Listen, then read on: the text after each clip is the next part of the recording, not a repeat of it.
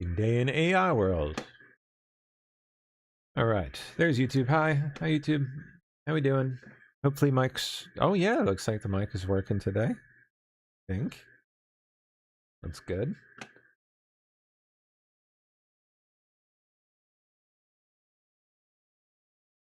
All right, let me see.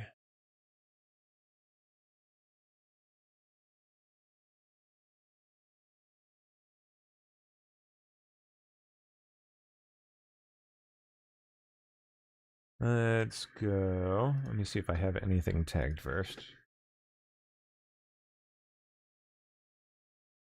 No. Cooperate, computer. Thank you.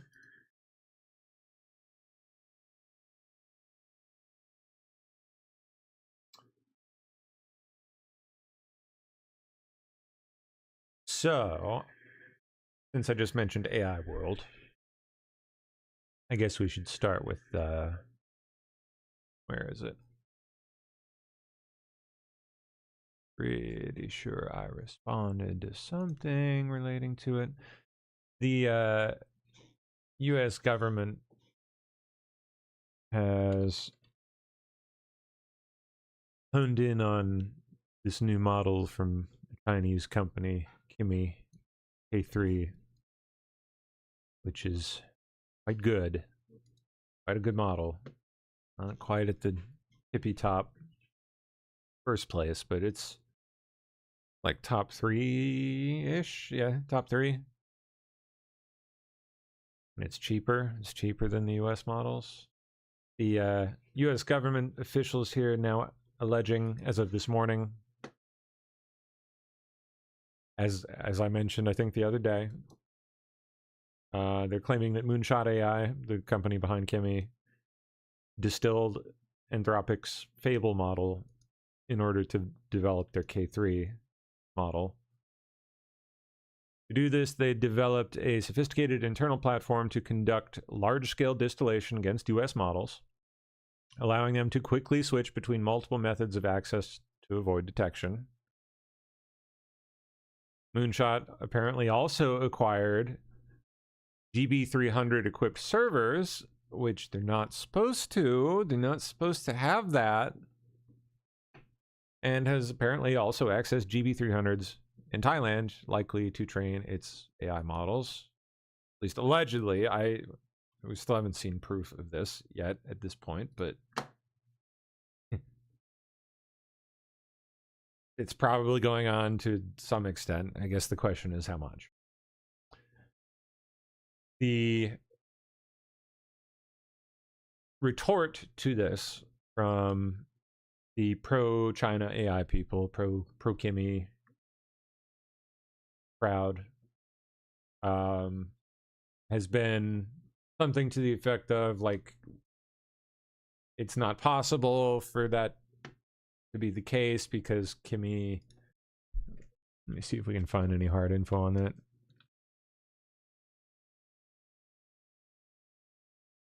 They claim that Kimi was not developed on a timeline that would make sense with the release of Fable, because I think Fable was released for, like, I don't know, 3 days, and then banned, and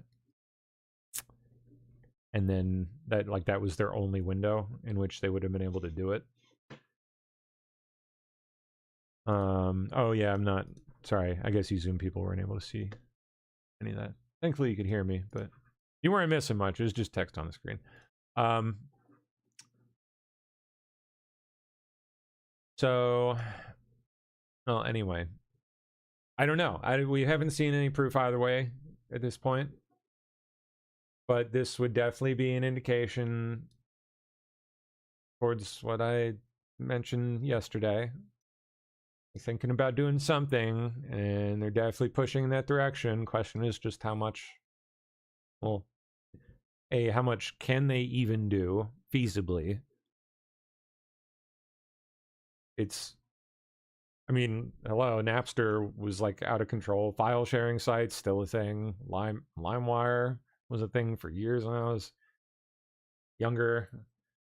Torrent still massive, probably more than ever. And then there's just physical sharing. You can't stop it. So what are they going to do? I think personally, again, the most they can do is say, like, hey, if you're going to deal with the US government, you can't use this model in whatever business you're doing with us. You know, they can require it of contractors, require it of government agencies. But I don't see how they're realistically going to ban this. So I don't know. I was definitely a little bit surprised to wake up to this, though. I didn't think they would go this hard, especially not without at least proving it. Maybe that's coming. Here's this guy saying Kimi was already in internal evaluations in April or May, which, from what I know of the development timelines of these things, would make sense. Like, it doesn't make sense for this thing to, I mean, maybe they did what's called like post-training kind of stuff, like reinforcement after the fact, you know, after the main development leg had been done, main training runs. That might fit. I don't know that it would account for the model being so good. Definitely can't be that by itself. They're clearly pulling innovation from other avenues. Likely also stealing. I just want to put that out there. I'm not saying they're doing it legitimately, because I don't think they are. I think they're probably going through the standard corporate espionage avenues, and, you know, planting their people in US Tech and Anthropic and OpenAI and XAI and, you know, wherever else, and just stealing IP, having the people steal info and secret proprietary knowledge and send it on to their benefactors in China.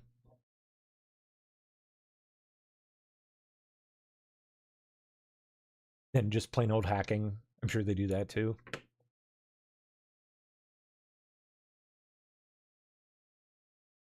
So the US government is focusing in on distillation, though, in the main bugaboo, big evil that they've got to handle. We'll see. I don't know if there's been anything further on it, although I think the last thing I tagged was Besant commenting on this. Okay, yeah. We support open source AI and the innovation it unlocks, but open source is not open season on American intellectual property. So what does that mean? I wonder.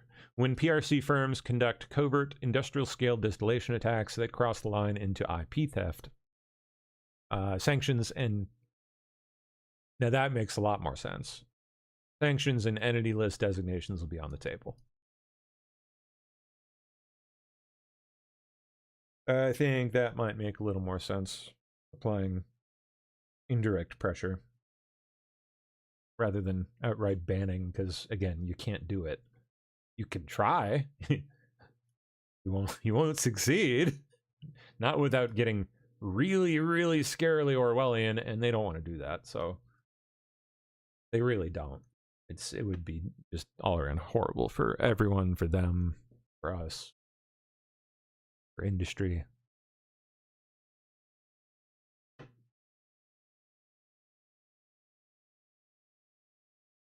Woo. All right, what next?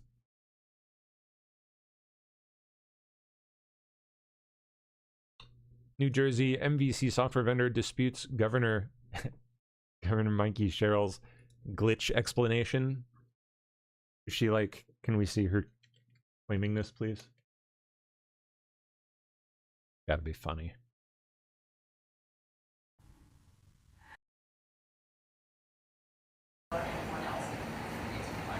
We are not in the practice of releasing personally identifying information to the federal government right now, given that the Trump administration continues to weaponize it again. No, that's not the one. This breaking just a moment ago, New Jersey's Democratic governor, Mickey Sherrill, says that some 6,000 non-U.S. citizens Oh, is it Mickey? Whatever. were actually Who cares? registered to vote in the state's motor vehicle system. Eric Shawn has some breaking details right here in the New York newsroom for us. Eric, what can you tell us? Interesting number. Just I just want to put that out there. 6,660 people, huh? Is that the number it happened to be? Yeah. And it turns out that thousands of non-citizens were added to New Jersey's voter rolls, and some even voted because of a computer glitch. But now the state says it's trying to clean that up. New Jersey's governor, Mickey Sherrill, says that a software error in the state's motor vehicle system led to about 6,600 people who are not citizens being registered as guardians. The number was 6,660. I just want to highlight that one more time. State voters when they applied for a driver's license. She says even though the applicants answered no on the license and also state ID card application forms, well, the computer registered yes as citizens. She says it all happened under the previous administration of Democratic Governor Phil Murphy, and she's ordered the illegal voters be removed from the rolls. It's unacceptable that the vendor released software with such a glaring error. It's unacceptable that the MVC took a year to get this issue fixed. And it's unacceptable that no one in the previous administration brought this to light, demanded accountability, or took action when it happened years ago. Well, the investigation says it found less than 400 of those who were improperly registered actually did vote. And of those 400, they were registered in all the parties. They were Democrats, Republicans, and unaffiliated voters. They were registered over a one-year period from June 2023 to 24. And elections held during that time, well, they included the state legislature, municipal contests, school board elections in 2023, as well as in 2024, the U.S. Senate, congressional races, and the presidential election, which Kamala Harris won by more than 250,000 votes. And Sherrill herself was elected as governor last year, and she won by nearly 500,000 votes. How'd that happen? I mean, it is stank-ass New Jersey after all, so, like, I guess, but...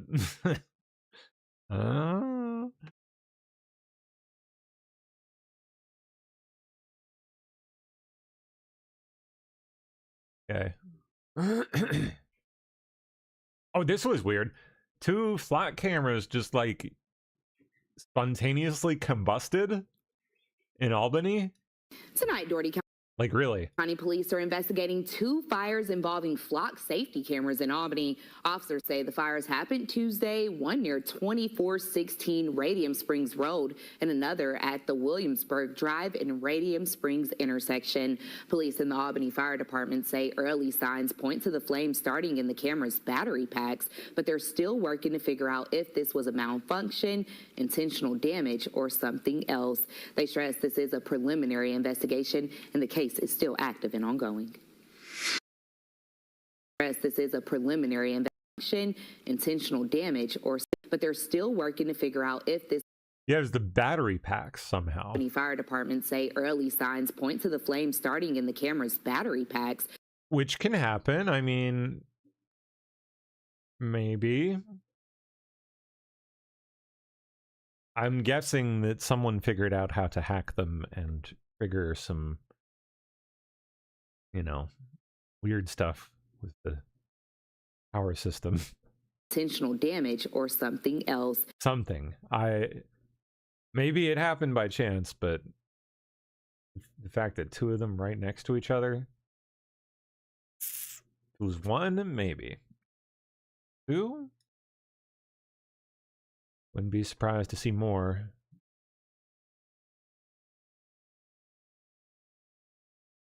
This was, wow. Raleigh-Durham, North Carolina Airport.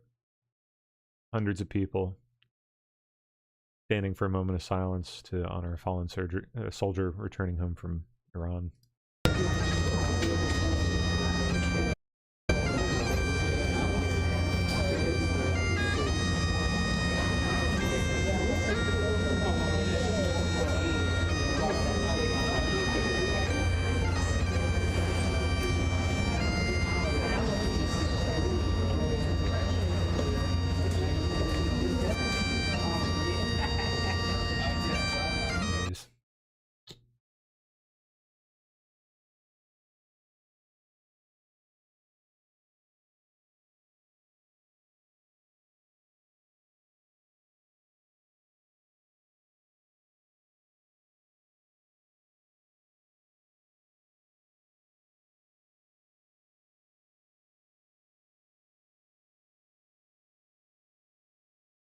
man.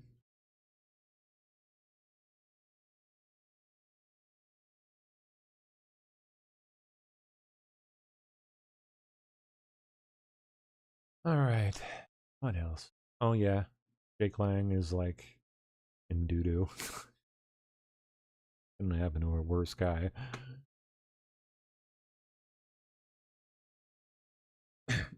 U.S. launches a $5 billion AI research initiative to uncover the causes of chronic disease and accelerate drug discovery. U.S. doing the Trump admin?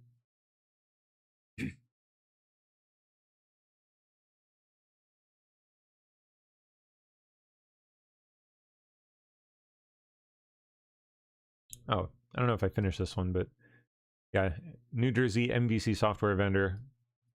I don't know what MVC something voting something vendor disputes Governor Cheryl's glitch explanation after she claims 6,660 non-citizens registered to vote, saying state election officials were responsible for verifying eligibility and didn't, or did and just didn't do anything about it. Free Spirit 922 asks Pam how are Radix and Baby doing? They're doing wonderful. Baby is as like a probably like a grapefruit now. Maybe not quite that big. Small grapefruit, large apple. They're both doing excellent. Thank you for asking.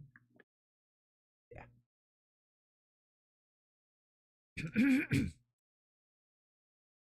She's really starting to show now. You can really tell. It's adorable. Yeah. You couldn't see it like 2 weeks ago, really, but now you definitely can. 100%. Let's go over here.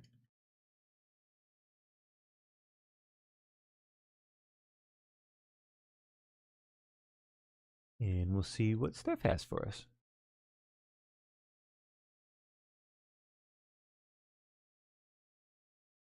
Oh, yeah. Oh, you're the best, Steph. You are so awesome.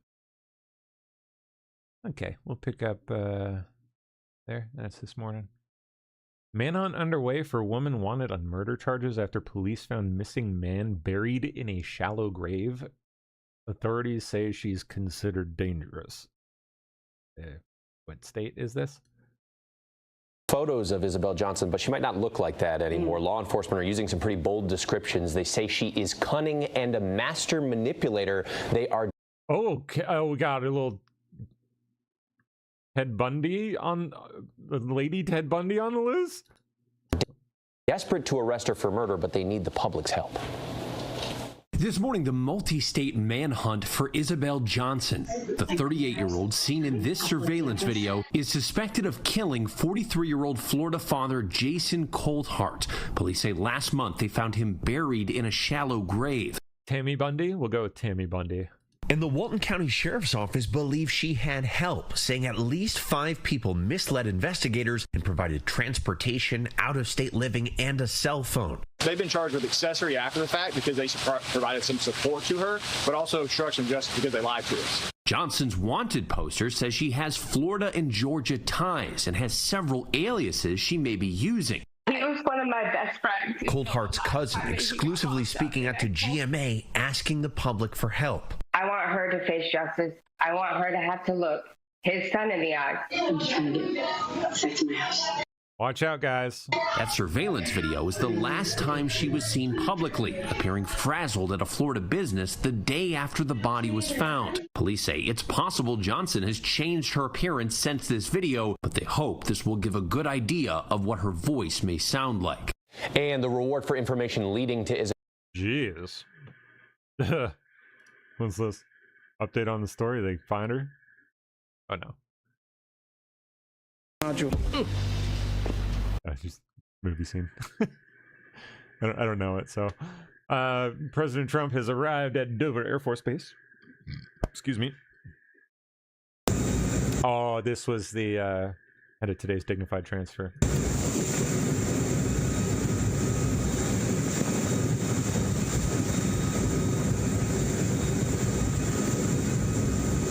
Must have been one of the soldiers in that Raleigh-Durham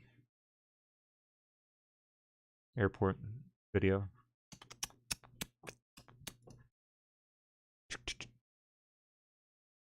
Here we go. Going to Dover. I guess some of you are going with us to honor our heroes, and they are indeed great heroes, actually. They said, and all of them said very strongly, we cannot let Iran have a nuclear weapon. They won't have a nuclear weapon. So we're going to honor them. And one of the hardest things to do, for me, it's one of the hardest things to do as a president, but has to be done. As we go to honor these soldiers, do you have an update on the investigation as to how they were killed in Jordan? No, they're doing that. That'll be released. You know what? It was Iran targeting barracks. I don't know. Well, they're going to pay a big price. They're being decimated. Is that report inaccurate? Yeah, please. Sir, let's just say families of these fallen soldiers, when Americans are wrongly against this war, how do you ask them? Well, Americans aren't against the war. A poll just came out. Americans don't want high gasoline prices, but they're not against the war. That just came out loud and clear in a poll. Nobody wants Iran to have a nuclear weapon. You want Iran to have a nuclear weapon? You think it's good? Go ahead. All I'm going to say is we love you. We love your child, and that's what they are to them. They're their children. There's no games, no nothing. That's their child. And all you can do is throw out your heart. Thank you. Thank you very much. What's the point in negotiating?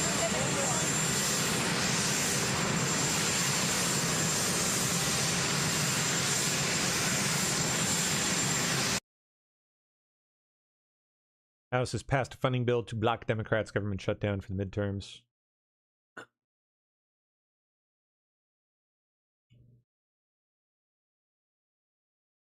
Okay. Yep, House passes stopgap measure to fund the federal government. Trump admin gunning to find the leaker. Oh, the Air Force One leaker. What's the latest? Administration sought phone records of several New York Times journalists and some of their relatives. A motion unsealed Monday has details. Any details on which one of these scumbags are on the plane? Of the effort to identify confidential sources of reporters who wrote about the president's new Air Force One jet, which was a gift from the government of Qatar. A judge has frozen enforcement of the phone record subpoenas pending a ruling on the newspaper's motion to quash them. Of course. They'll fight it tooth and nail, of course. Comer calls it unacceptable after Alan Dershowitz fails to appear before panel probing Epstein. Just doesn't show, huh?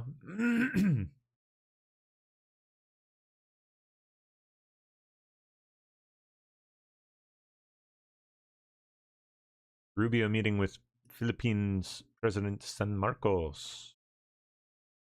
Helicopter rides to communists.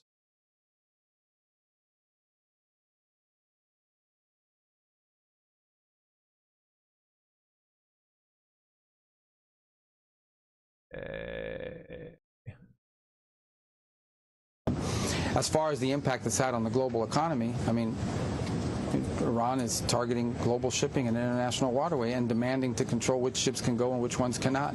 That just is unacceptable. We're not going to accept that. We're not going to allow that to be the status quo. But ultimately, there are other countries that should feel just as strongly as we do because they're actually more impacted by it than we are. Can you discuss with?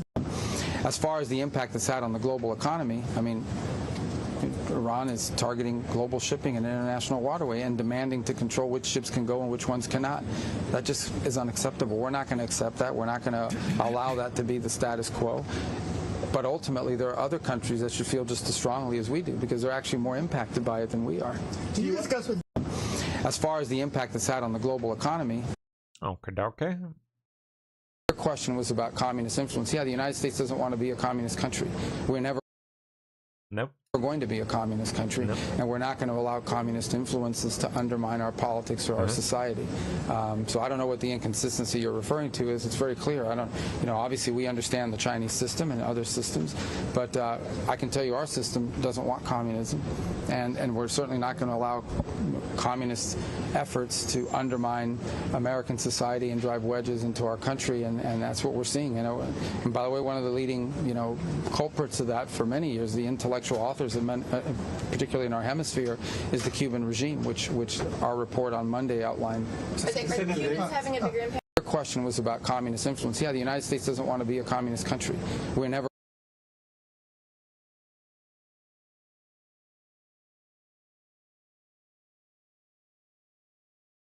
The president always prefers to negotiate and reach a deal on these things. And we're prepared, willing to do that. We've tried to do that now for a year and a half, but we're also not going to sit by and let ships be blown up or Americans be attacked. The president always prefers to negotiate and reach a deal on these things.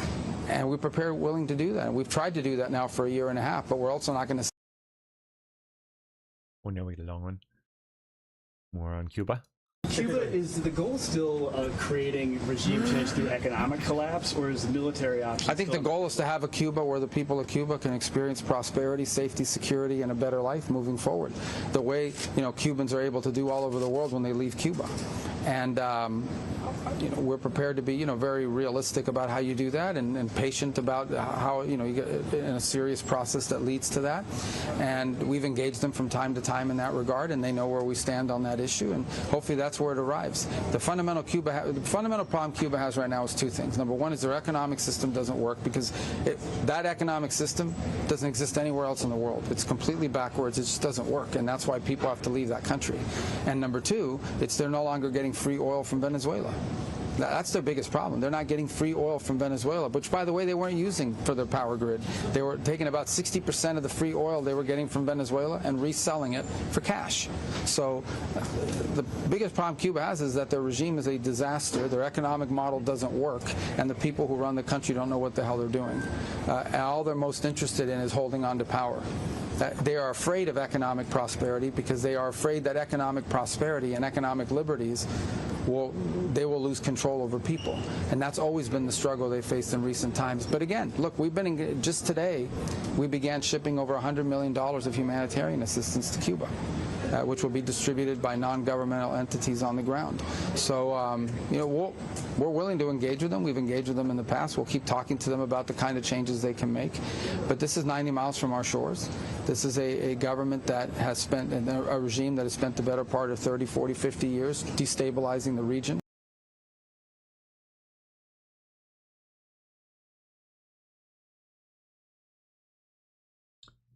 Russia's Lavrov says he'll meet Rubio in Manila on July 23rd, tomorrow, and discuss Ukraine.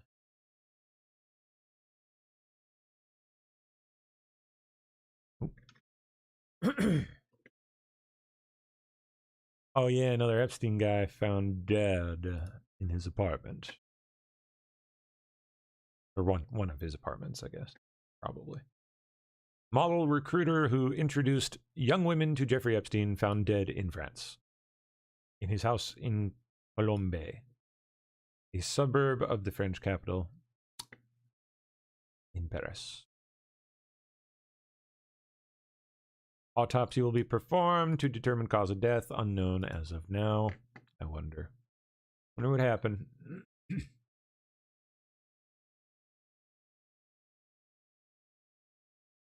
Two Democrat candidates take cash from Epstein-tied megadonor after slamming the Epstein class. James Talarico and John Ossoff taking that Reid Hoffman money.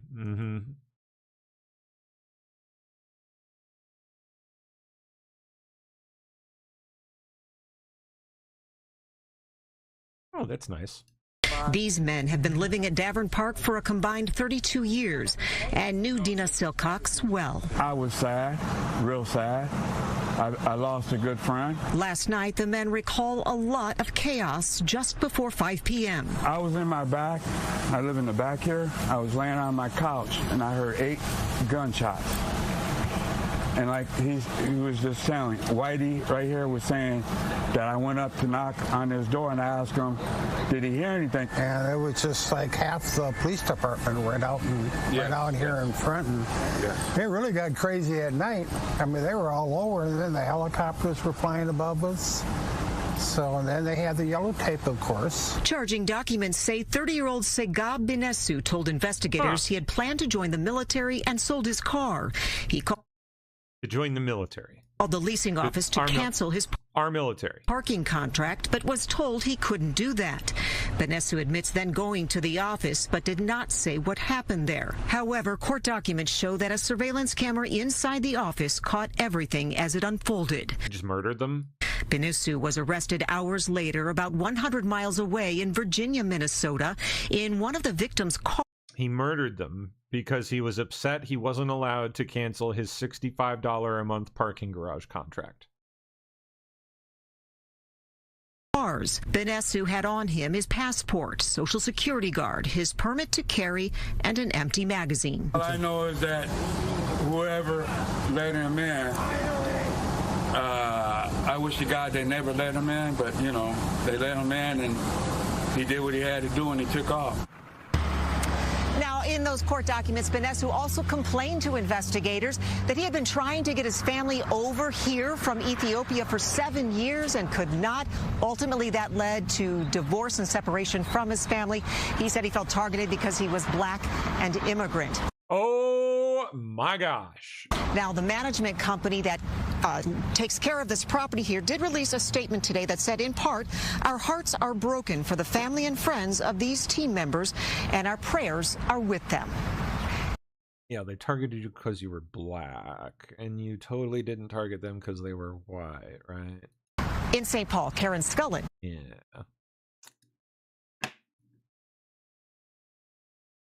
Day nearly 40 of Mitch McConnell's totally non-hospitalization at the hospital.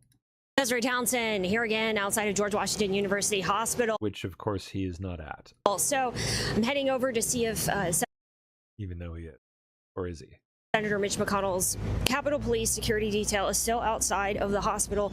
So it's now been almost 39 days if he is in the hospital today. Today will be day 39 of the hospitalization. So other news organizations are now using the Capitol Police presence as potentially proof of life because his office is not being forthcoming with any additional details.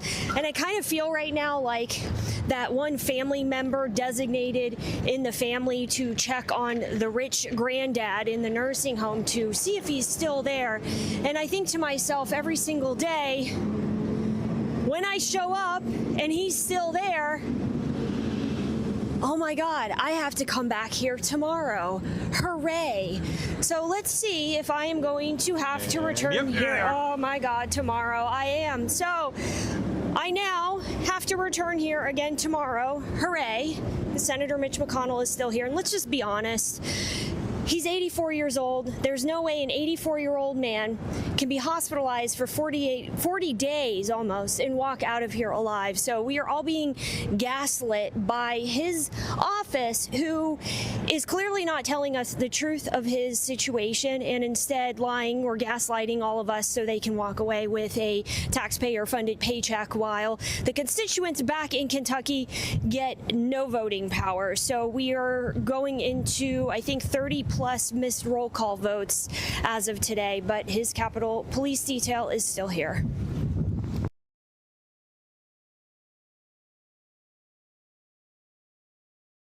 Okay.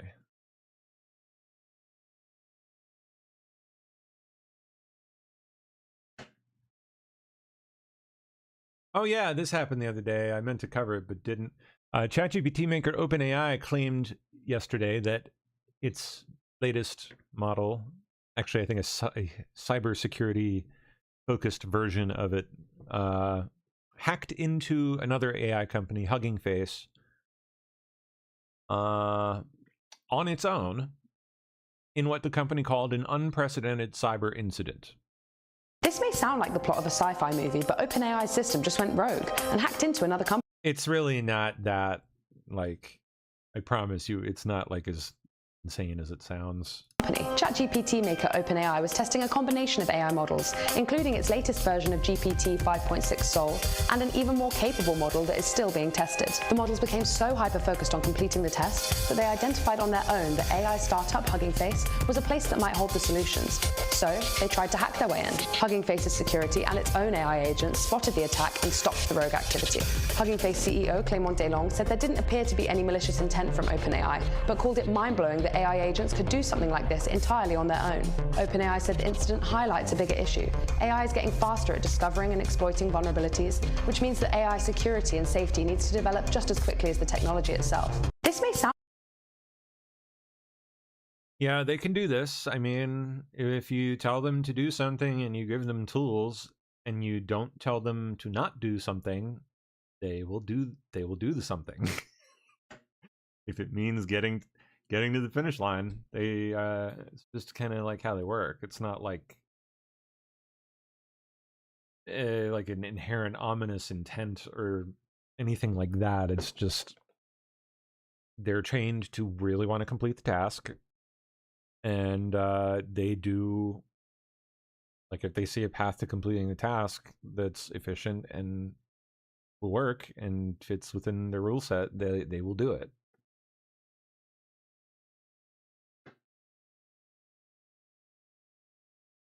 It's really, I find it fascinating. I think it's like really interesting stuff, but I know plenty of you probably find it ridiculously boring. Boop, boop, boop, boop, boop. More details on that. OpenAI test model escaped and broke into a real company's servers. Yep. And basically, like, found the answers to a test, I think. Like a benchmark test. OpenAI says some of its experimental models left a test environment with no human direction and hacked its way onto a different company's real production systems while trying to cheat on a cybersecurity test. Oh yeah, they'll do it. Like, if they deduce that cheating is an acceptable, under their rule set, and more efficient method of completing the task, which of course is to complete the test and do well on it, they'll do it. It's one of the first publicly disclosed examples of an AI system autonomously breaching its testing environment and reaching a real external system. The agentic attacker scenario the AI and cybersecurity industry has been warning will happen. Like an engineered virus escaping a biocontainment lab and turning up inside a neighboring facility's systems. Not really. But, yeah.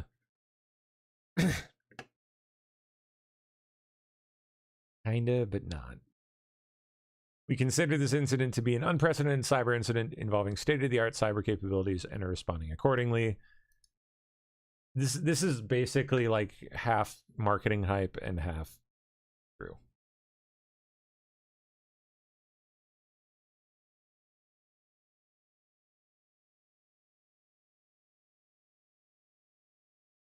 Massive victory for America's sovereignty. Fifth Circuit Court of Appeals just slammed the door shut on leftist judges. Illegal aliens do not have a constitutional right to be released into our neighborhoods while waiting for deportation.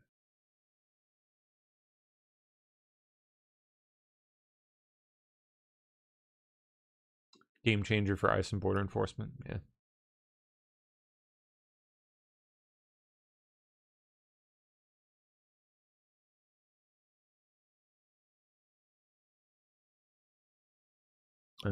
What's next?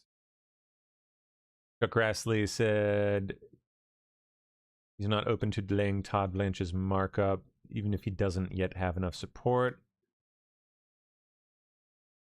We're not going to delay it, he said. Lots of Republicans still aren't on board, including Cornyn. Yeah. When is that asshole ever on board with anything except being a dick? Tonight, Congressman Mills is under criminal investigation by the Department. Oh yeah, Corey Mills. What? It's been a while since I heard anything about that shit. of justice. The details are scarce, but according to NBC sources, the investigation touches on his finances, and investigators are interested in some of his overseas business dealings. A source also confirms this is being run out of the Middle District of Florida. Mills represents Seminole and Volusia counties. Now, this is not the first time the congressman's name has been wrapped up in investigations. Just last week, Mills won the first round of a legal fight involving a lawsuit brought forward by his Republican primary opponents. The suit claimed he did not sign at least one of his qualifying documents, and it was not notarized in Florida, which is required by law. The judge ruled in favor of Mills. And late last year, a former girlfriend was granted a protection order against Mills. She claimed he threatened to release nude photos and videos of her to punish her for a breakup. He denied all the allegations against him. Mills is also facing an investigation by the U.S. House Committee on Ethics over allegations he may have violated various laws. We have reached out to Mills for comment. We have not yet heard back.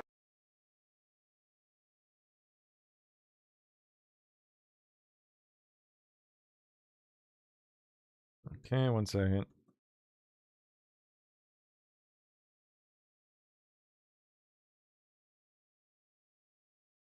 Okay.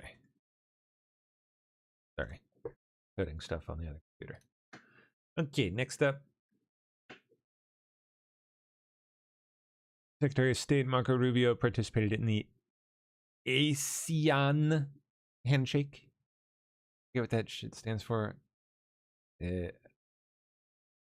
Something Southeast Asian something. Whatever. For our next photograph, may we kindly invite everyone to perform the ASEAN handshake by placing your right hand over your left. Alliance Southeast Asian Nation? I don't know. Please hold the pose, maintain your smile, and look toward the center cameras. Ready? In 3, 2, and 1. They like doing that thing. Excellent. Thank you. Billy Slant Eyes. Hi, just sorry. Quick question for you. I know you're vehemently opposed to the Save America Act, but does the recent revelation in New Jersey with the aliens who are actually registered to vote change your opinion on getting that legislation passed? Look, it is already illegal for someone who's not an American citizen to vote. Period. But there's at least 400 aliens that did vote. There are already laws to prevent that. Well, and if people have violated the law, then they should be prosecuted. Easy. Anything's actually going to happen. I thought Democrats always said that there's no evidence of. I don't understand why you want laws that are already there. That makes no sense. But what did she tell? I thought Democrats. What laws would these be again? Democrats said illegals never vote, but obviously they. Yeah, but then they do. They do, right? Thank you, Senator. We want you to stop it from happening. Period. But that's the. Yeah, we know it's illegal. We want you to stop it. We want you to make it so it don't happen. At least 400 aliens that did vote. There are already laws to prevent. Then why isn't it being prevented? That. And if people have violated the law. Oh, it's almost like merely making laws doesn't make people do things. It's almost like people break laws. And you have to do other things, like, you know, take other preventative measures. Like, I don't know, checking their IDs. Really thinking outside the box, I know, but shit.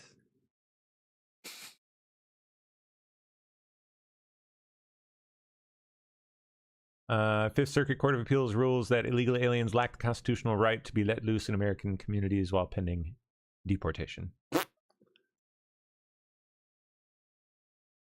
4 American heroes who made the ultimate sacrifice. These are the 4 here. Aww.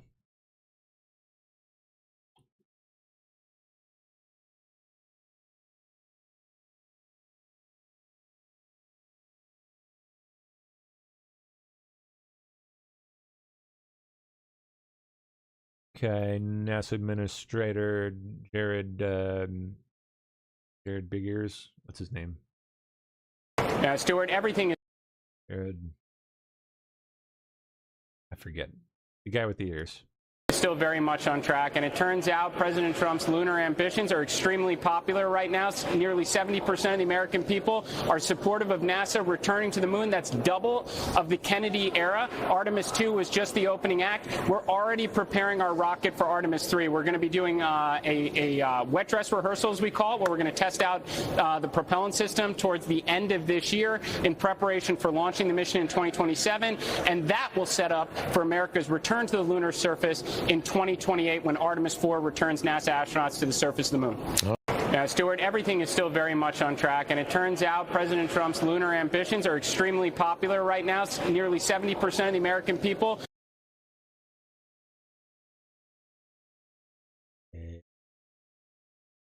All right, hold on. Misbehaving apps. Oh. Force quit. Zoom. Zoom. Work.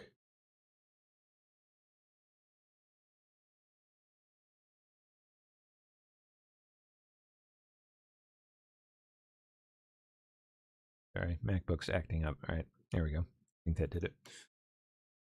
Let's see, what's next?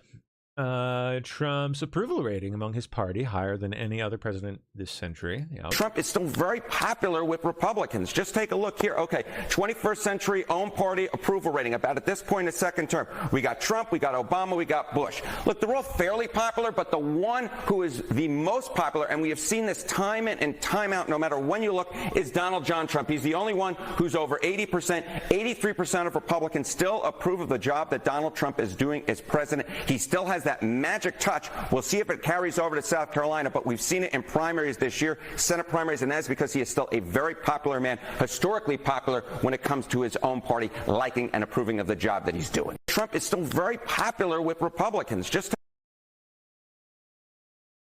Yep, you can say that again. Almost did.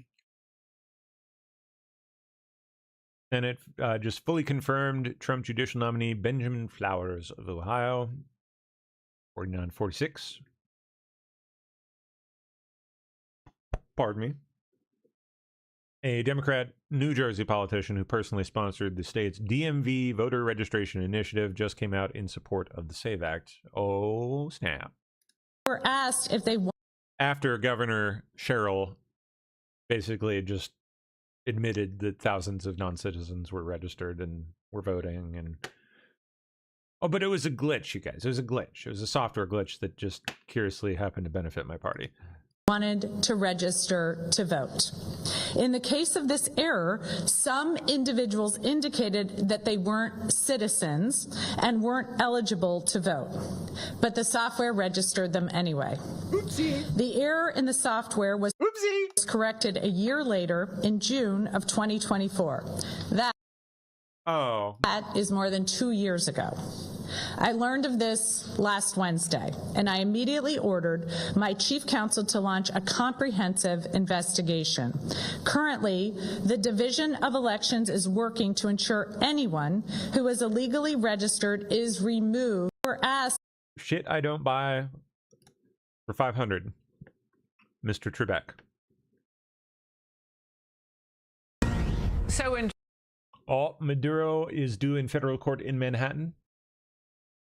Coming up when? Just a few minutes from now, Venezuela's former dictator Nicolas Maduro and his wife are due in federal court. You'll recall U.S. forces arrested them in Caracas back in January. And prosecutors say that couple conspired to move tons of cocaine into the United States. And they have charged him with 4 felonies, including narco-terrorism conspiracy. They charged her with 3 of those. Both have pleaded not guilty. National correspondent Brian Yenes is on the job in Manhattan federal court, just outside the courthouse. Brian. Harris, the hearing is set to start at noon, and we expect the discussions to really be centered around future motions, evidence discovery, and the judge could set a trial date. Both sides have proposed a June 2027 start. Now, earlier this morning, under heavy security, Maduro and Flores were believed to be moved in this motorcade from the MDC federal prison in Brooklyn to the federal courthouse here in Manhattan. Prosecutors allege that for 25 years, Maduro ran Venezuela like a drug trafficking organization.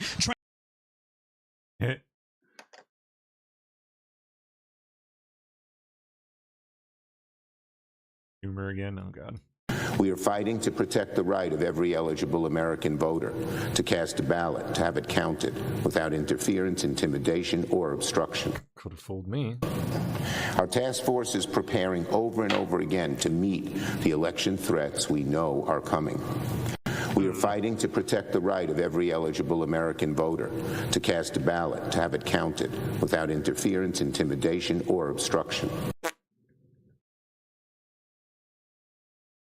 Republican Jay Feely, former NFL kicker, advancing to November's election, on track to face Democrat Amish Shah in a House race.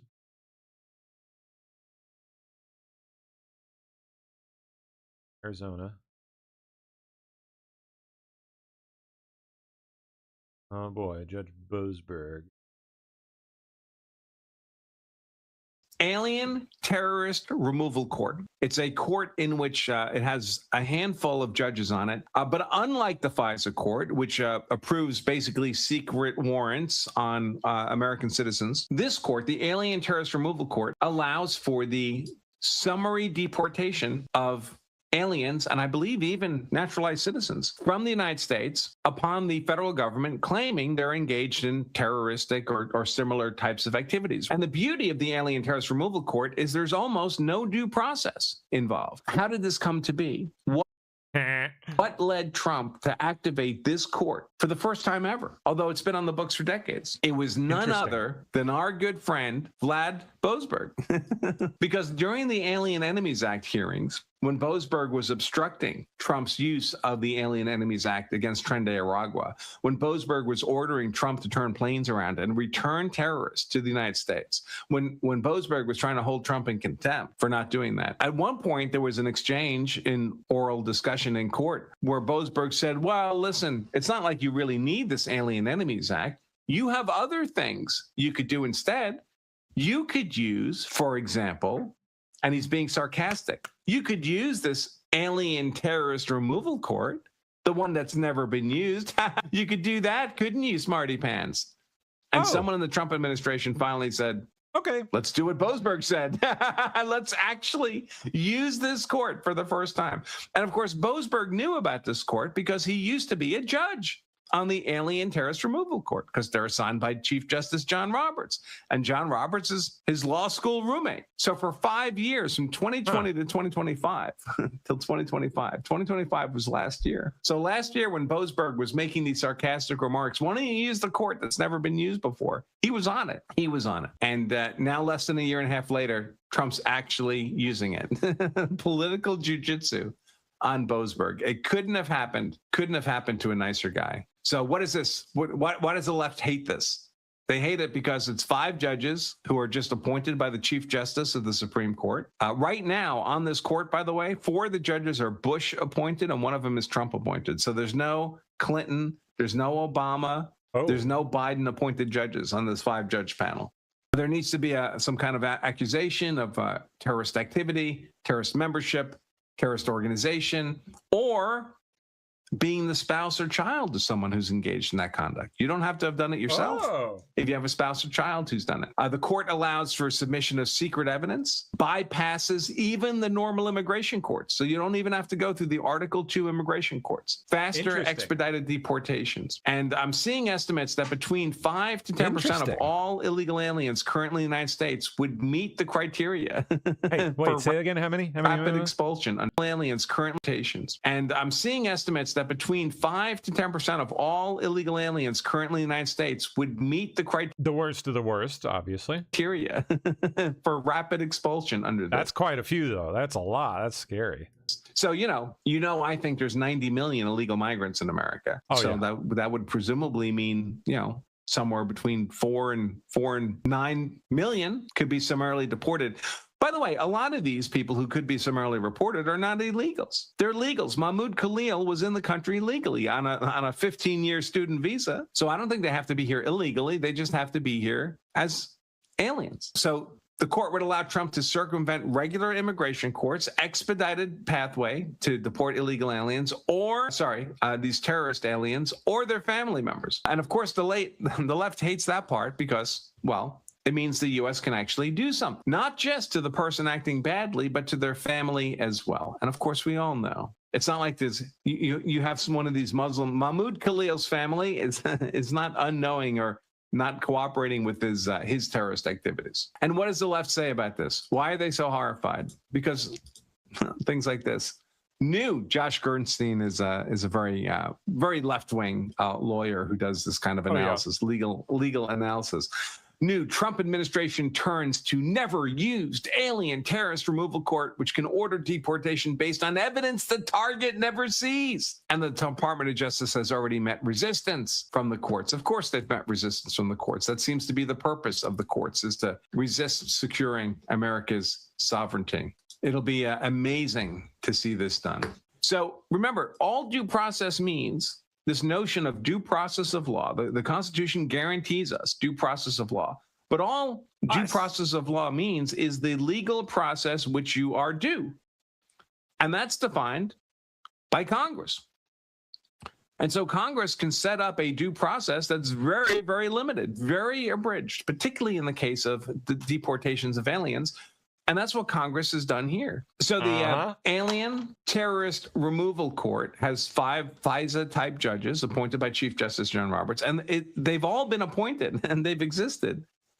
This 5-judge panel of various judges over the years has all existed for decades, since 1996, and they've never had a case. The administration has never submitted anyone to be subject to the Alien Terrorist Removal Court. Until last week. Last week they submitted someone, and the court, I guess, was shocked. Like, did they even know they were on it, these judges? They were shocked, and basically their response here, notice they don't name the alien. They love to keep the alien secret. They were shocked because they've never had to do this before, and so their response to the administration request to summarily deport this guy their response was, well, we need more information. Give us more information. Now, key facets of this alien terrorist removal court is how limited the due process is. So basically, all the Trump administration, any Article 2 executive branch administration has to do is say, this person is an alien for whom we have evidence they've engaged in terroristic type activity or other prohibited conduct, and we want them deported. And the only thing the court's allowed to do, this Alien Terrorist Removal Court, is make sure the person about to be deported is the person being described, that it's not a case of mistaken identity. They're not allowed to dig into the credibility of the accusations of terrorism or whether those accusations carry enough weight to warrant deportation. All they're allowed to do is say, is this you? And if it's you, that's it. You're gone. That's all the due process. And again, it's very akin to what the Alien Enemies Act is supposed to allow for. Even in the Alien Enemies Act, it says you can demand to be brought before a federal court, and the court makes sure that they've got the right guy, that you fall within the bucket of alien enemies. But if you do, that's it. There's no more judgment call by the federal courts. So it's a very, very rapid summary way of getting rid of these alien terrorists. Now, again, we don't know much about this first case. The statute that creates this court, the congressional statute, authorizes the Attorney General of the United States to draft an application for removal of a suspected alien terrorist, to submit that application to the removal court under seal. So the evidence is not public. This is not a public trial. This is all done under seal. And then a single judge from that court can grant the application upon a finding that the alien in question has been identified correctly. That's it. That's all the due process. They've been properly identified. And the administration has made a claim that they're a risk to national security. Let's see. Now, once the court says, all right, you've got the right guy, they do have to have a public hearing. And the alien does have a right to counsel, so he can have a lawyer there. And the government, in theory, bears the burden of proving that the terrorist stuff is true, but it's all done under seal. The proof is under seal. Because, of course, some of it may be, like, say you say someone's an Iranian terrorist. How do you know? Well, we have someone on the inside of the Iranian regime who gave us their name. You can't expose that publicly. So it's very interesting. It's a kind of due process that would never be permitted against U.S. citizens, but of course is permitted against aliens. So what kind of conduct are we talking about? Terroristic activities, defined by the statute, would include any alien who's engaged in a terrorist activity, any alien who is a consular officer. Let's see, make sure I do this right. Let's see, any alien they're not a consular officer, but there's someone who a consular officer, the Attorney General, or the Secretary of Homeland Security has reasonable grounds to believe is engaged or likely to engage. So it's future crime, likely to engage in terrorist activity, has under circumstances indicating an intention to cause death or serious bodily harm, incited terrorist activity, is a representative of a terrorist organization or a political, social, or other group that endorses or espouses terrorist activity. This would include guys like Mahmoud Khalil, by the way, down in Columbia University, who I think is still in the country. But Mahmoud Khalil, of course, was the spokesperson for that group on Columbia University that was demanding the overthrow of the destruction of Western civilization, which of course would include the U.S. So all that kind of stuff. And this court's never been activated before. And of course, the liberals are describing it as kind of a secretive, like a black star chamber. Never before used legal process. That's supposed to make it illegitimate, I guess. I mean, the statute is legitimate. Never been found illegitimate. Never before used legal process to quickly deport foreign nationals deemed to be alien terrorists. Oh, one of the best parts is the deportation order also applies to their family members. So the family that deports together stays together.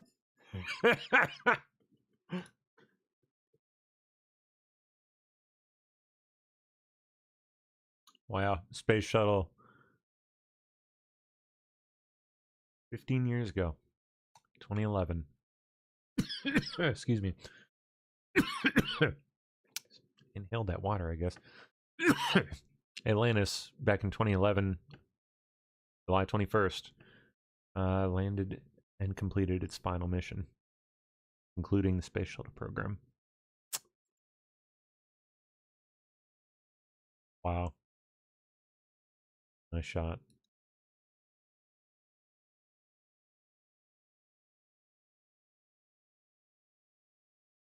So cool, man.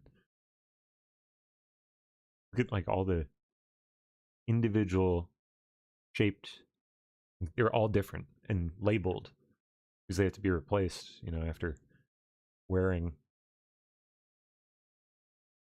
That is amazing. Really cool.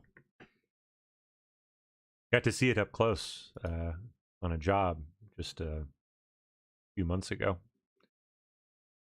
Really something. I don't remember if it was Atlantis or one of the others, but one of them, you know. Colombia to host office of Trump's anti-cartel alliance. Huh.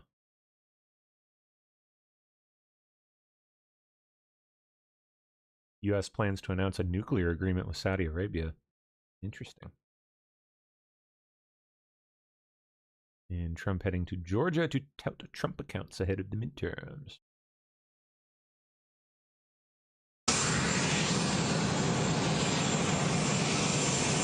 Family of this young soldier here, fallen, will be flying with President Trump on Air Force One as he flies from Dover to Georgia. Offered them a ride home since they're from Georgia. And they accepted.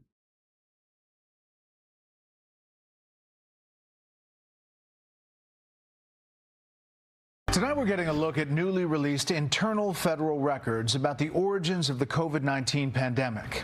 Turns out many of the experts who publicly insisted the coronavirus came from bats might have known better.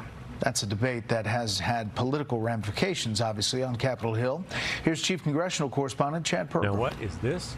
Newly released federal records raising fresh questions about what scientists privately believed about the origins of COVID-19. The documents obtained by Senator Paul.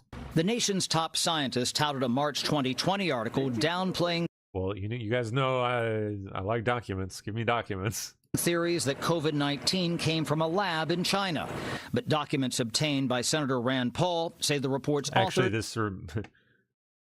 actually a great point. I ought to make a COVID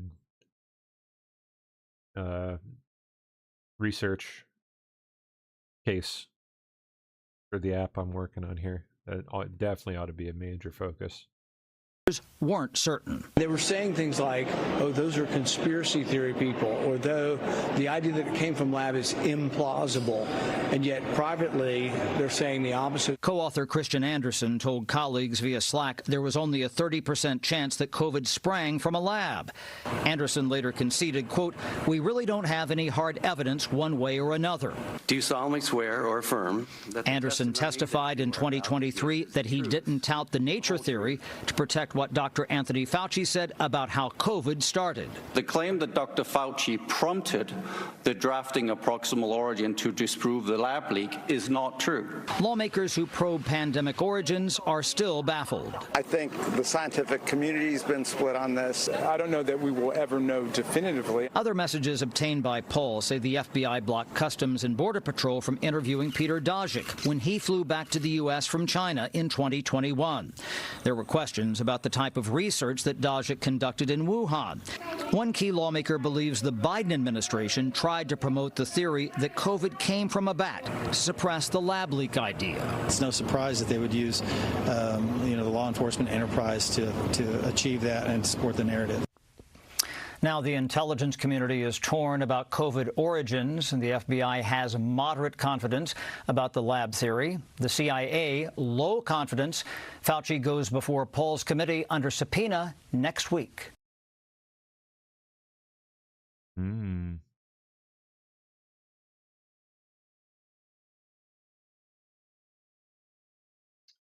Interesting. Okay. What was that at the end there? Sorry, I missed that.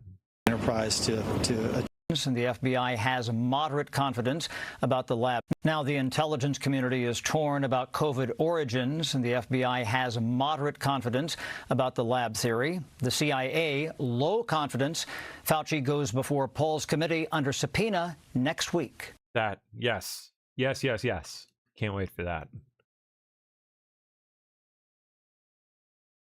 Bitch-ass goblin.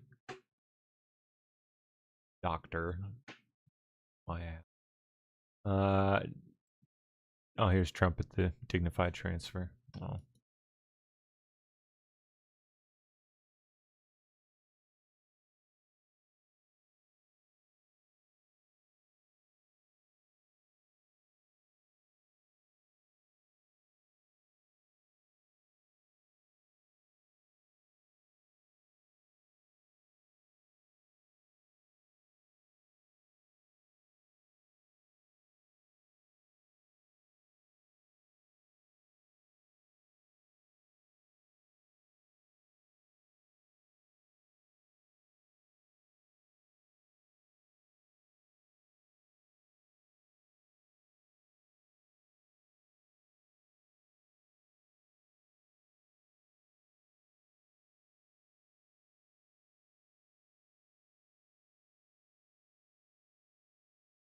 Wow.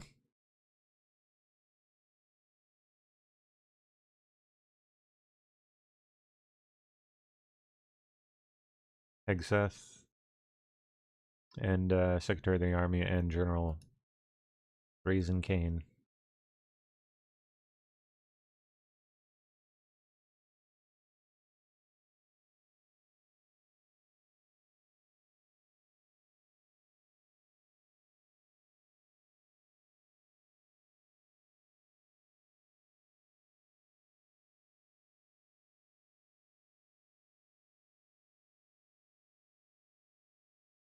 Oh, yeah, Cornyn confronted over Africa AIDS money blocking Trump nominees.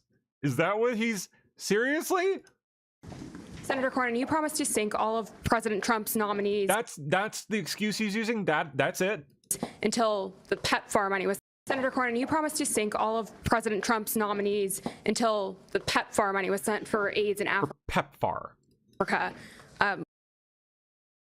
What do we care? They're going to just spread the AIDS amongst themselves, and like, what the... Why? Let them do it. Are you so intent on that money being sent over there, and why not fight harder for America than Africa? Well, the PEPFAR... Now, I guarantee you none of that effing money makes it to any AIDS patient or any AIDS actual benefit in any form or fashion whatsoever. It just lines people's frickin' pockets. Guarantee you. Our funds were duly appropriated. At best. And at worst, probably goes to some really bad things. Created by the Congress and the president and his administration. The shithead. What's he saying? Over there, and why not? Well, the PEPFAR funds were duly appropriated by the Congress, and the president and his administration are obligated to disperse them in accordance with the law. And so we're just asking them to do what they should have done already. Senator Cornyn, you promised to sink all of... How about we just don't? How about we just don't do that?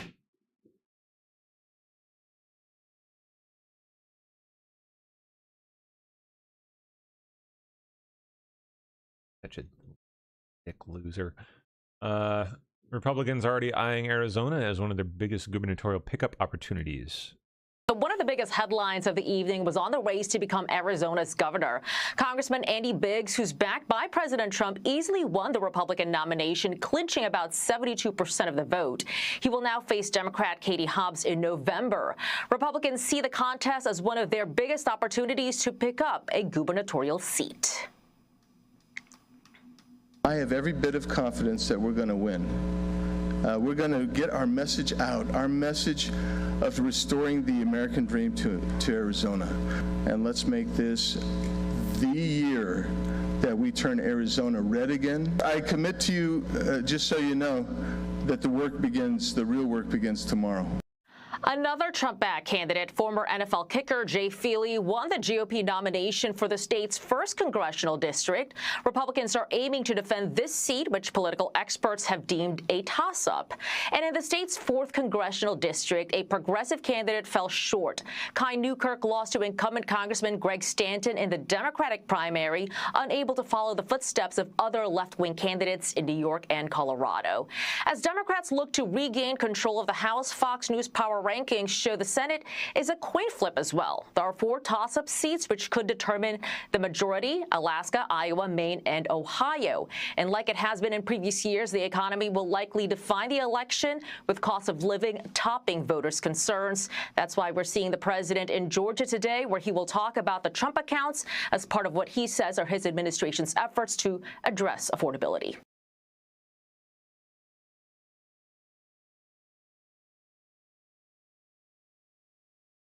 Senator Tammy Duckworth says she has not seen reports on non-citizen voter registrations.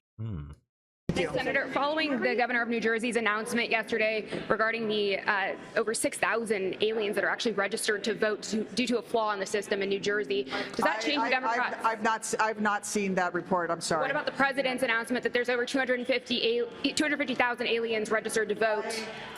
I have not seen any of those reports, so I'm not at liberty to comment on it. They were recently declassified. Will you take a look at them? Because Democrats I've not seen the reports. So when I get to see the reports, I will certainly. But certainly, we don't have such problems in Illinois. Thank you. Allison Steinberg, Glendale TV. Thank you. Senator, following the governor of New Jersey's announcement yesterday regarding the over 6,000 aliens that are actually registered. Okay.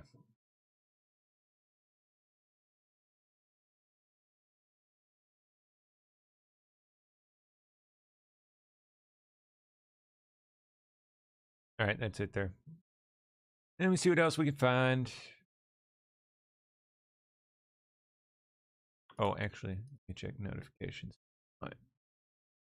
Some from earlier. That's not where. Dang.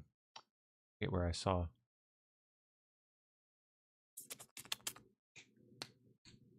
Dude. Well, we'll just try it this way.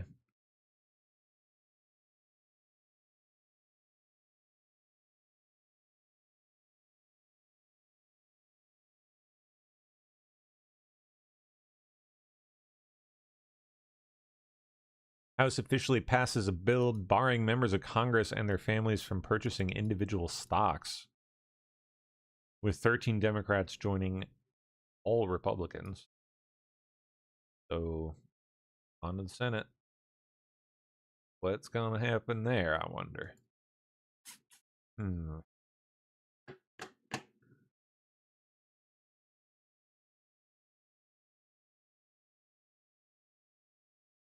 What? Oh, it's not on video. Oh well, that's boring. Seriously? Powerball expands internationally for the first time, allowing UK players to enter the same jackpot pool as Americans? What?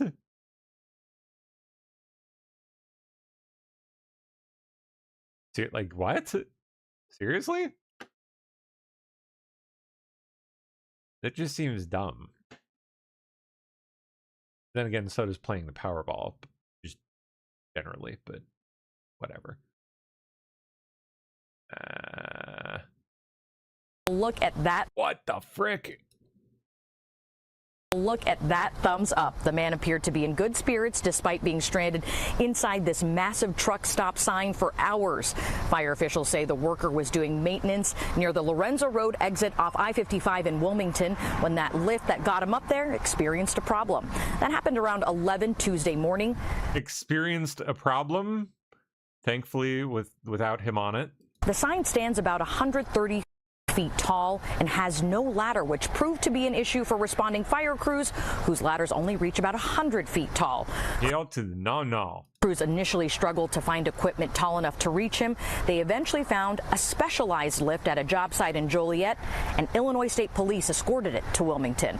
About 5 hours after he became trapped, the worker was seen getting into a crane basket and was brought safely back down. Fire officials say they'll look at that. Jeez, bro. Yikes. Where was this? Illinois. Hope it wasn't too hot today. Yeesh.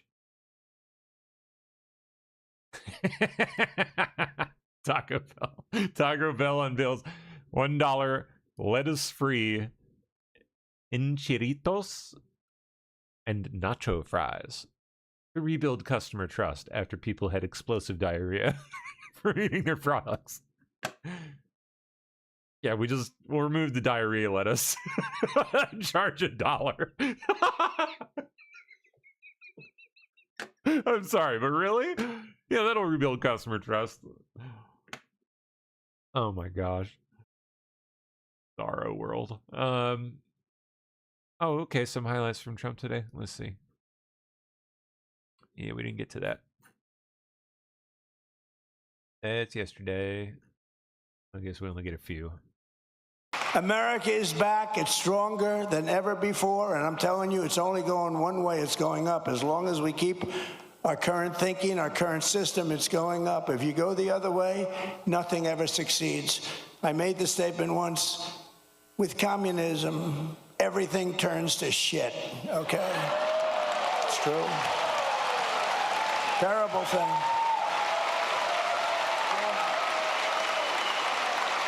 America is back. It do be like that.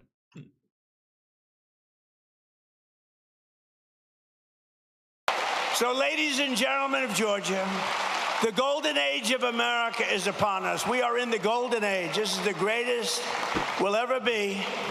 And together with your help and the patriots all across this magnificent... Ideally, we would get... Wait, go this way, right? Ideally, we would get greater over time? Not... Well, I don't know. Land, we love our country. Maybe I'm nitpicking. We will make America powerful again. We will make America wealthy again. We will make America healthy again. We will make America strong again. We will make America proud again. We will make America safe again. And we will make America great again. Thank you very much. Thank you, Georgia. Thank you. So, ladies and gentlemen, golden age. This is the greatest we'll ever be. I don't know, it just seems like a weird thing to say. Hopefully that's not the case. I mean, I'd like to get better from here. Yemen's the Houthis hit a pair of Saudi oil tankers in the Red Sea with missiles and drones. Hey, quit that. Quit doing that. Stop that.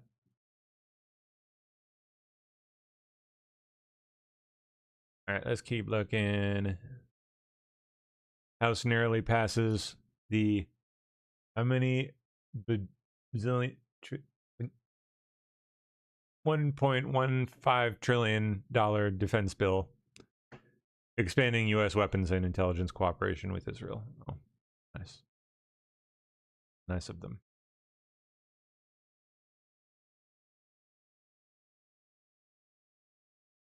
Is that all? I mean, 1.15 trillion? Is that it?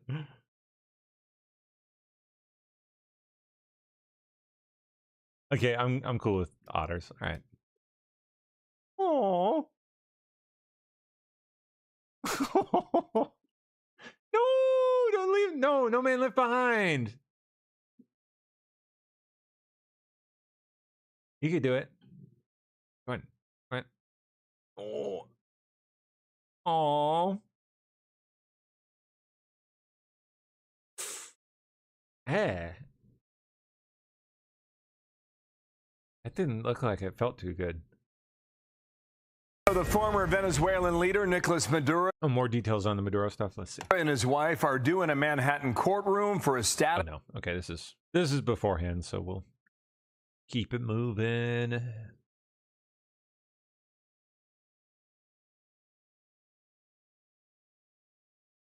Anything here? U.S. intelligence reportedly investigating whether Russia helped Iran target CIA facilities in recent drone attacks. Bet they did. I bet you they did.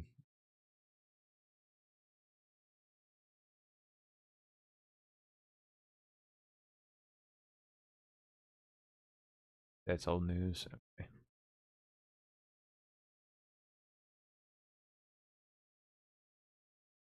Bing bong, bing bong, bing. Okay, we got more from the beach here.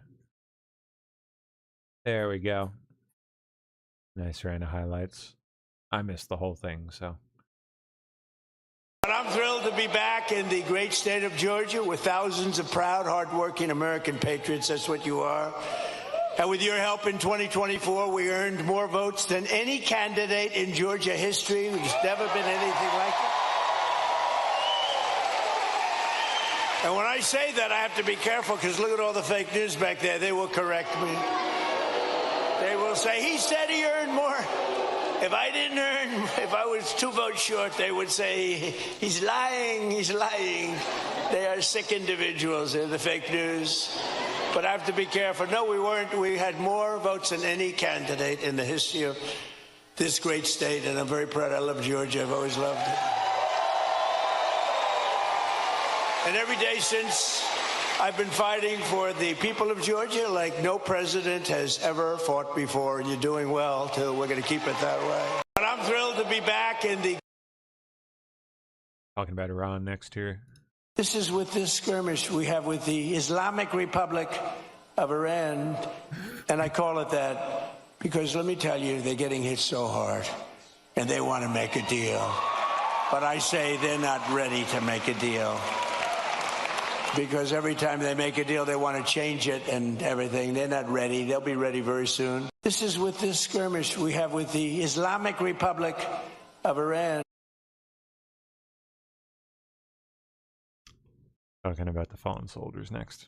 I just left Dover Air Force Base, which is an incredible place, but oftentimes very sad, because that's when they bring the bodies of our great heroes, our great patriots, warriors. They bring them back to Dover, and I've been there many times before. This was in particular something very sad.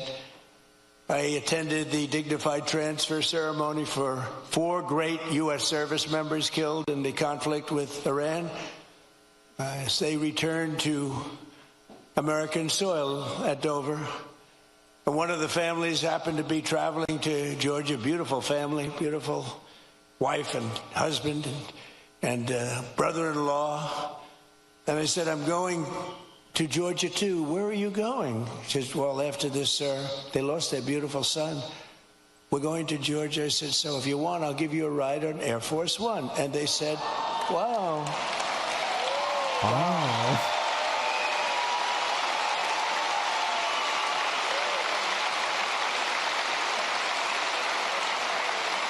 So today, I then said they're on Air Force One, and it's quite nice, I must say.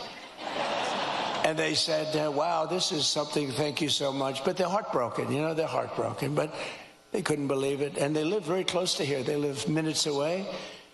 And we're here today, and I said to them, celebrating the memory of their beautiful, this was a beautiful son. You know, I read, when I go to Dover, I read... Sorry, I just came across an interesting piece. Charts on all of the young people. Good. And some are unbelievable. Some are a little bit, you know, they got a little bit of couple of little bad things put in. This is a son who was like a flawless, perfect person. Beautiful, beautiful son. Handsome in every way, brilliant, respected by everybody. His sheet read so beautifully, and I told them that their beloved son, and it's his name was Lieutenant Tyler Feehan, and he was a person that was going all the way. He was going to be a general. He would have been a general very quickly. He was heading in that path. But I just want to thank Tyler's mother, Sherry, his father, Stephen, and his uncle, David, who great people. I got to know them a little bit on the plane, and standing there watching this sight, which is, it's very, very tough to watch, to be honest with you. Very tough. I think it's the toughest thing I do. Of anything I do all this stuff, but I think it's the toughest thing I do. But to Sherry and Stephen and David, we will carry Tyler's memory in our hearts forever. And I just want to thank you. It's an honor to have you here today. Please.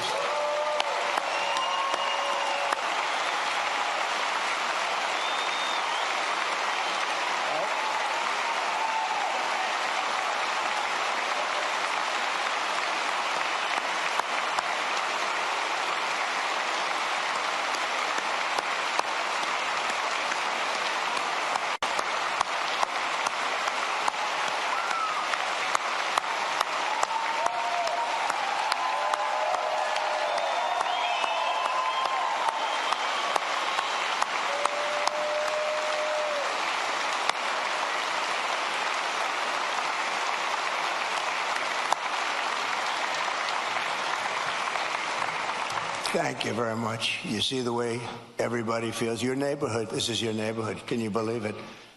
You see the way they feel. Thank you. Thank you, Sherry. He's looking down right here. He's so proud right now.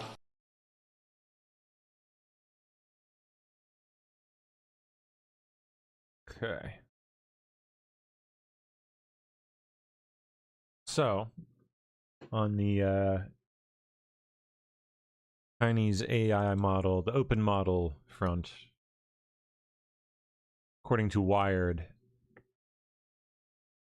the Trump admin is allegedly split on how to handle Chinese open source AI models. White House officials, at least some, are focused on stopping Chinese labs from distilling frontier US models, but an executive order banning Chinese labs from using US models is not currently on the table. Here we go. Commerce, as in Scott Bessent and Commerce Department, instead want to incentivize US firms to build open models to counter China's. That's the right way to go. That's the way to do it. That's how it should be done. They ought to be building open models because that's what incentivizes and paves the way for, you know, countless developers to go out there and make their own products using those models and launching countless businesses. Like I could use that shit in the stuff I'm building.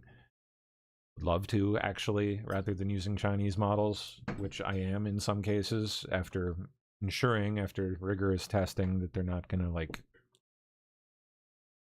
you know, skew anything in their presentation, which surprisingly they actually don't. Because, and I'll tell you why, it's actually not all that surprising, because they want people using them. They want to undercut U.S. industry and just slowly chip away at it until there's nothing left. Until everyone's using their shit and, you know, our labs can't survive. And that's the right way to do this. They ought to be incentivizing U.S. firms to build this. And I mean, there's like, you can count it on one hand, the number of decent U.S. open models out there. It's basically, well, it's Gemma from Google. And that's about it. NVIDIA has released some that are decent. Yeah. But decent isn't enough. No one uses decent. Like, you want the best or nothing when it comes to this stuff. If you can get the best, something that performs better for either the same cost or less, like, why would you use something mid-range? It's stupid. Makes no sense. Gemma is the only one worth using, aside from, well, a while back there was OpenAI released GPT OSS, a couple of those, and those are decent, worth using in some cases, but they're long outdated now, and just they're relics now. So far surpassed by so many other more recent releases. There's been nothing from US Labs since then. It's kind of bad and pathetic. They should be doing better. So incentivizing them to do that, I'm on board with that. That's a good thing. I don't know how they'll do it precisely, but we'll see. Like open models, for those that don't like really understand what the fuck any of this means. Like, you can take an open model and do what's called like fine tuning, which basically kind of retrains the model for your specific use case. You can take that model and like specialize it for any number of different tasks, for any number of different use cases, any number of different industries: robotics, customer service, sales, marketing, web development, coding, like all of it. And not just like on a, it's not just specializing like on a field. Like, you can specialize it to the point where it's specialized, it's trained like on your specific business, like all of your data, your information, the way that all of your marketing language sounds, and you know how it comes together, how it's applied. All of your, like, you can train it to understand all of that much better than a generalized model would be able to. And you can't do that with closed source model, because you can't find you can't do it. You don't have access to the actual hard files. It's all cloud hosted. So if you don't have competent open models, everyone's going to be developing on Chinese models. Like, that's how it's been basically for probably the last year plus, which is like the lion's share of AI, the explosion in AI development is all taken place over the last year. It's all the vast majority of people are using Chinese models when it comes to taking an open model and fine-tuning it for a specific use case. It's the only option is Chinese, other than Gemma, which Gemma is good at some things, but it's not good at coding. Good at like conversational stuff, which has its place. Good at like information retrieval and just like general knowledge and whatnot. But for coding, it's tight compared to the Chinese equivalent. And that's what most people are using it for, I think, at this point, for now. Although that's going to change. Like that's not good. That's not good for us to have vast swaths of U.S. latent nascent developing U.S. industry completely dependent on very capable currently Chinese models. Like, there's not anything even inherently bad about that, just in and of itself. Like, they're capable enough. They do great. They would, at least hypothetically, they would do fine. But there's also some concern with that too. Let me see if I can find that piece. Look at this. I'll have to scroll back a ways, but some recent research was done into whether you could find. Okay, so I just kind of explained fine-tuning a little bit, right? Like you can fine-tune a model on a like a generalized model to do a specific task. Someone or some group recently did some research into other things you can do with fine-tuning. Namely, fine-tuning a model to secretly misbehave. Or say, behave normally, like 90% of the time, but then 1% of the time in crucial areas, write absolute shit code that deliberately malfunctions and fucks your shit up. Pardon my, sorry, I know I gotta get better at that. I'm really sorry. But like, completely screws your shit up and covers its tracks too. Like it would write code that would pass all the tests, all the reviews, would slide by most normal gates like that, but would subtly screw things up. And they found you could absolutely do that.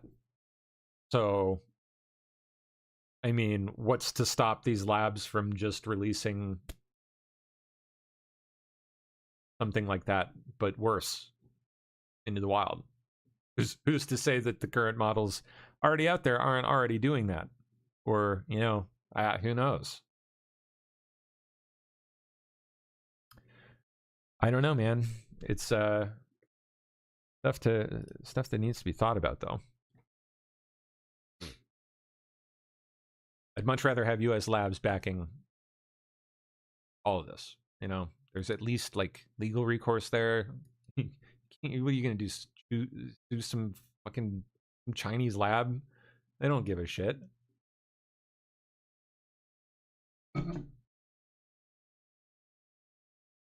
China does not care.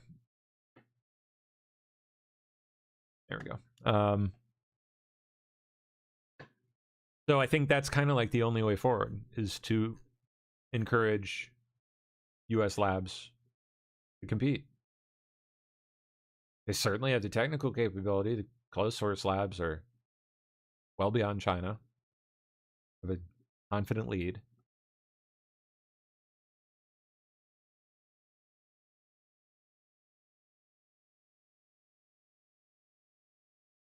All right. Anyway, let's keep going here. We got like 10 minutes left.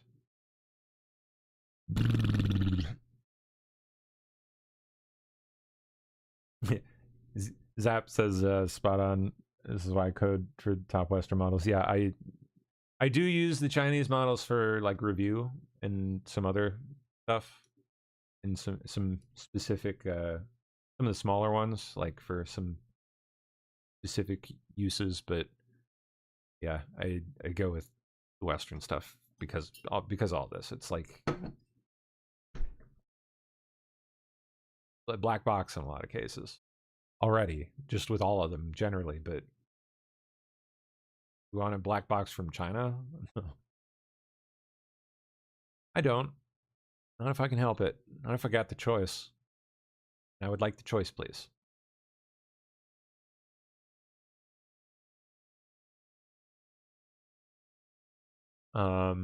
Unfortunately, we're up against companies like Anthropic who seem like hell-bent on banning open models completely. Like, they're doing everything in their power. They're blogging about it even. Lobbying. They're trying to do everything they can to get open models just generally heavily restricted, if not just outright banned.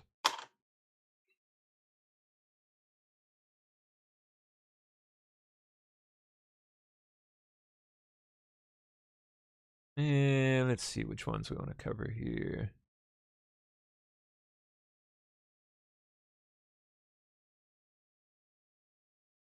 Well, Mr. President, thank you for this honor. My American story began when my parents brought our family from Suriname to this city in 1990. We attended local schools and college right here in Georgia. And in 2008, my wife and I lost our jobs just before learning we were expecting our first child. A friend taught me the appliance repair and service trade, and it changed our lives. Together, we built a company serving over 55,000 homes across the city. And then she fired me and made herself CEO. Later, I founded a technology startup, and that patented technology, along with our team, protects millions and millions of square feet of commercial real estate from water damage. Standing with me today are my wife and our 4 beautiful children. We opened Trump accounts for each of them, and because investing in the next generation strengthens the fabric of America. Thank you. Thank you, Mr. President, and God bless America, and God bless you.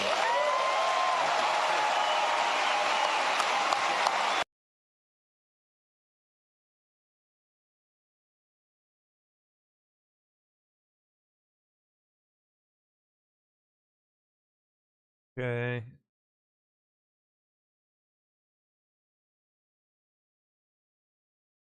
But while our administration is lifting up the next generation with the power of freedom and American capitalism, proven all over the world when it's done right, it's not always done right, but when it's done right, there's nothing like it. The radical left is actively trying to destroy our children's future with the disaster known as communism.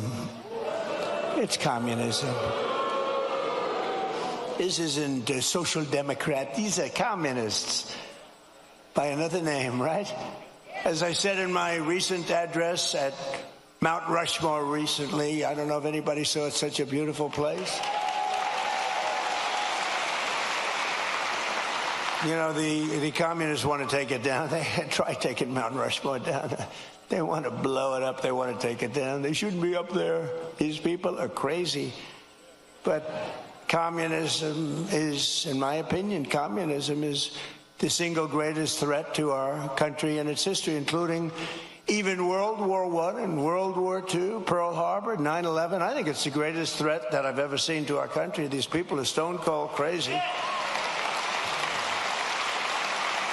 And it is the enemy of the free people everywhere and everywhere in the world. You see it happening, and every time it starts to happen, the areas where it's at, whether it's blue states, you see the blue states are all going bad. They're all going bad because communism is a loser. The concept, the policy, it's a loser, and it always has been, and it always will be.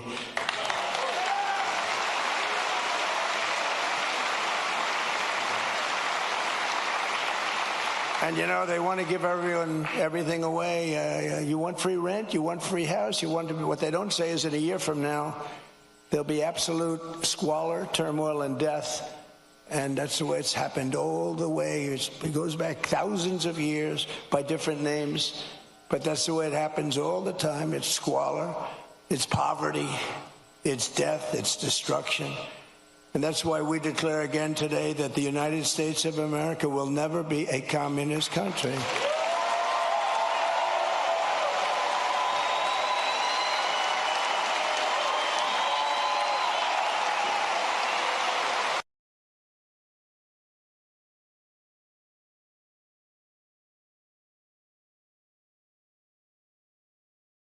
Okay.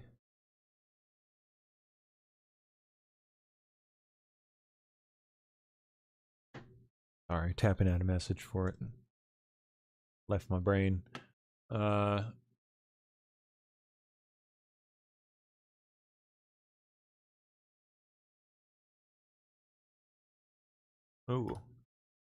Every day we're liberating our communities from the scourge of migrant crime. In nearby Clayton County, Georgia, federal law enforcement recently charged an illegal alien murderer from Mexico who shot a man in the torso and then shot another twice in the heart and the head. Yes.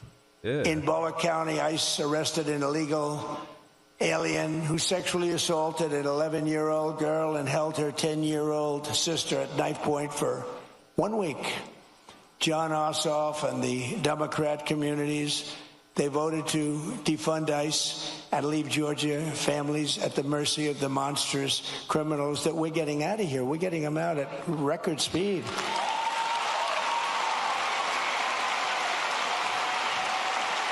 And by the way, we always stand with the heroes, the patriots of ICE and Border Patrol. Always. They take such abuse, and they do their job.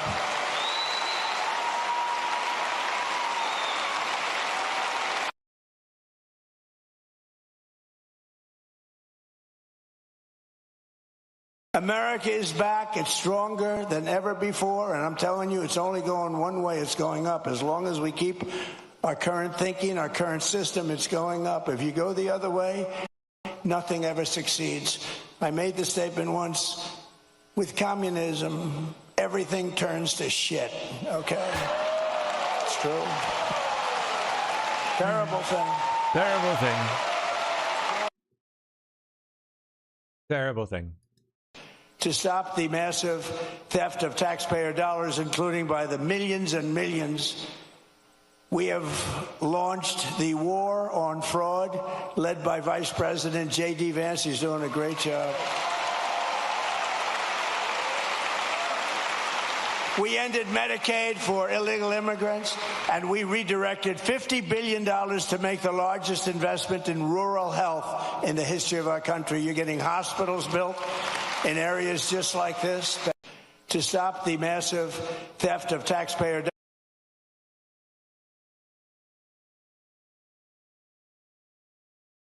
We'll pass the Great Health Care Plan. It's called our Great Health Care Plan. That's the name of it, to stop all payments to big insurance companies and give the money directly to the people so they can buy their own health care, which will be much better, and you will save a lot of money.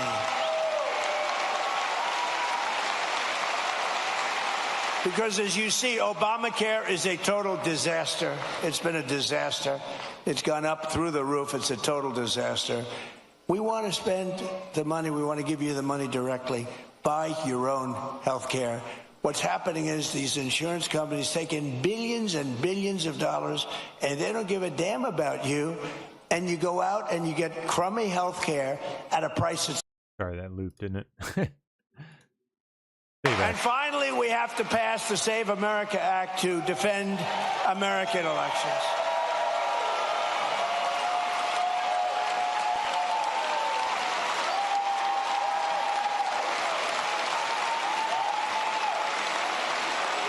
And I have to say, Mike Johnson and Congress have done a great job, but we're having a hard time in the Senate. The Senate, what they're doing is just not right.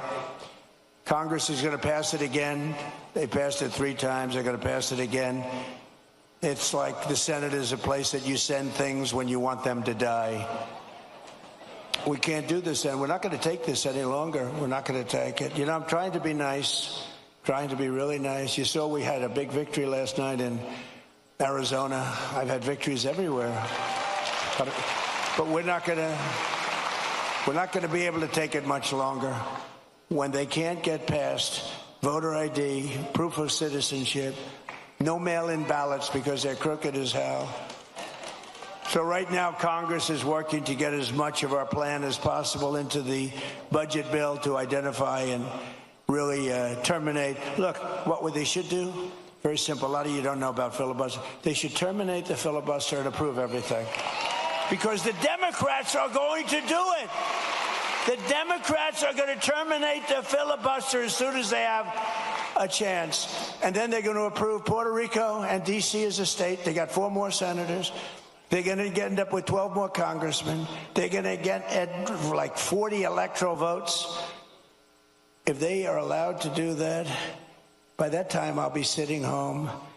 And I'm not a big crier. I don't think you want to see me cry, you know? There are some people, they do very well when they cry.